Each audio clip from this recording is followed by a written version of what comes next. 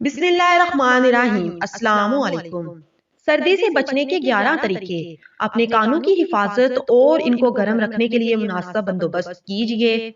ننگے پاؤں چلنے سے بچیے اور موٹی جرابیں، موزے اور بند جوتوں کا استعمال کیجیے۔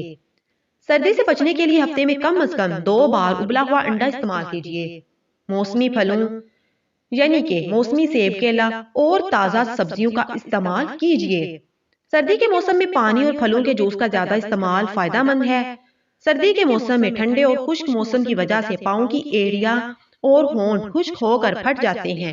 اس صورت میں گلیسرین، پیٹرولیم جیلی کا استعمال کیجیے۔ حتی مکان وقت ملنے پر کچھ دیر کے لیے دھوپ میں بیٹھیں۔ سردی کے موسم میں اکثر نزلہ زکام ہو جاتا ہے، صورت میں گرم پانی میں بام ڈال کر بھاپ لیجیے۔ نزلہ زکام کی شکایت کی صورت میں دیسی جڑی بوٹیوں کا جو شاندار فائدہ مند ہے۔ خالی زمین پر نہ سوئیں، سردی کی وجہ سے بیمار ہونے کا خدشہ ہے۔ موٹا کپڑا بچھا لیجیے یا موٹا بستر استعمال کیجیے۔ سردی کے موسم میں موٹر سائیکل پر سفر کرنا خطرناک ہو سکتا ہے۔ اگر موٹر سائیکل پر سفر کرنا پڑے تو ہیلمٹ اور گرم لباس پہن لیجیے۔